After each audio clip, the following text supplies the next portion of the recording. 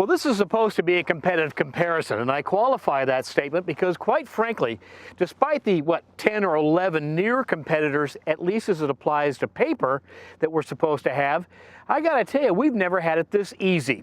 I've done a lot of competitive comparisons with you, and frankly, there's times it's close.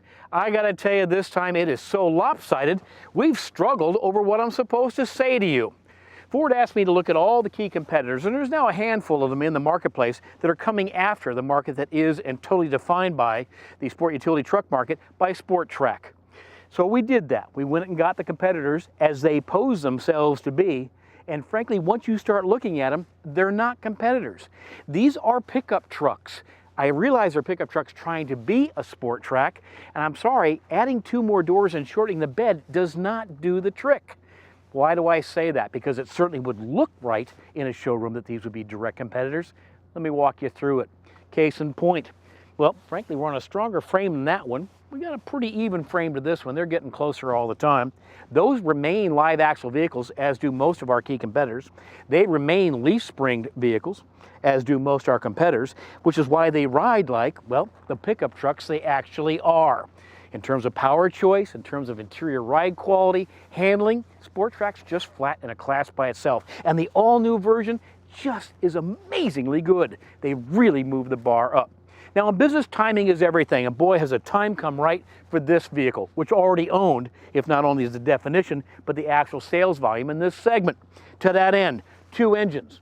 You know the 4-liter V6, but you've got to be thrilled if you're a power guy like me that we now have 292 horsepower in the Mustang-inspired V8 here. By the way, talk about innovation, we brag about it a lot, the only 6-speed automatic in the market.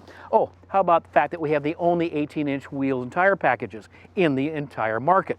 See, those pickup trucks don't come with that. How about 4-wheel disc brakes? We talk about this being a lifestyle vehicle, we talk about its versatility and its strength. 4-wheel disc brakes. Key competitors come with drum brakes in the rear. They're just not designed to be what this vehicle is. See, this sport utility truck is all about power, strength, and versatility. Let's take that on because we've got a new poser making quite a bit of noise and has a pretty solid reputation to wit it could have entered this marketplace. And I will tell you, if you only drove brochures, this puppy would do pretty good. Unfortunately, when you wake up in the morning, that's not a brochure in your driveway. It's the vehicle that you bought from it. Now, let's take on some key terms. Power. Guess what? 1 engine available, 3.5-liter V6. In this market, not enough motor. Oh, by the way, it doesn't face north-south. It faces east-west. That's fancy talk for guess what? It's front-wheel drive. Oh, it's available with 4-wheel drive, but you're always driving the front wheels. Ever heard of a truck that actually drove just the front wheels initially? No. And in terms of, well, overall versatility, oh, by the way, 5-speed automatic. But in versatility, now there's a word that if you look it up in the dictionary, it looks the same for everybody. But in execution in the real world, let's define that because there's some cleverness here. By the way, this is not just one big humongo wing. This is better than 50% of the bed now opened up so you can get to this very large cargo area. And I have to tell you, I'd fall for this initially too. On paper, this monstrous additional storage looks pretty trick. In fact, I thought I was looking at the trunk of a Crown Vic. It's huge. And the spare tires in there, oh, that's good, that spare tire, that's going to stay nice and clean. Okay, but let's talk about actually using this thing every day.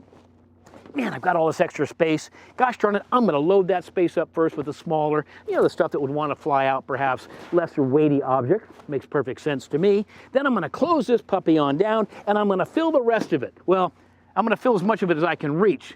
You can't really get to, I guess they literally love the Cadillac Escalade.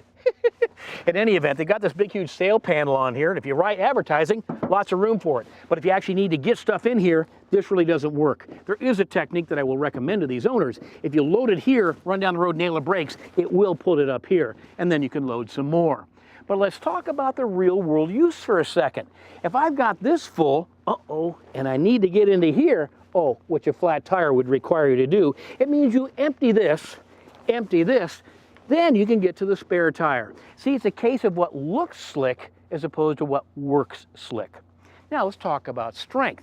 This is a sport utility truck market, and if you're going to come after this vehicle, you better do it with power, versatility, and real-world strength. See, this one sits on its own frame. We got the body, and then we've got a frame. And this represents essentially what a frame section from this vehicle would look like. Now, more accurately, from this unibody truck, this represents kind of what the body section underneath of it looks like. They'd like you to believe that's a frame. But if you've been around engineering very long, you know this is a piece of sheet metal stamped to look like a frame and then welded up underneath the truck. And if you paint it the same color as the truck, frankly, as you look underneath there, it kind of looks like a frame. It's a truss, it's a support. This is not a frame. This is a frame. Power, strength, versatility. And talk about innovation. In a competitive sense, where's the standard row stability? Oh, as it turns out, Sport Trac's the only one that has it. Where's the 18-inch wheels? Where's the four-wheel disc brakes? Where's the independent rear suspension? I mean, it goes on and on and on. I don't know how this is supposed to be a competitive comparison. And let's talk about safety, where you've long been the leading innovator. You know, everybody's brochure, well, it turns out even that's not true, but a lot of brochures list a number of different safety features. As it turns out, they're not all the same either. Your intelligent safety system, particularly as it applies to the adaptive side, is absolutely innovative. Your two-step steering column, so it can adapt to kind of forces involved in the crash. Just your passenger side airbag. Think how sophisticated it is compared to what the competition offers. That has a tether and an off baffle. Do you see why this doesn't turn out to be a CC at all? You're not only the truck that defined the sport utility truck market, you're the leader in this segment, and frankly, as near as I can tell, you're the only truck that's actually playing in it. I don't know, in a way, it kind of makes me pine for the days when we actually had some competition to take on. You own this market, and for every solid reason I can imagine. Sorry, this wasn't much of a CC because they didn't come to play.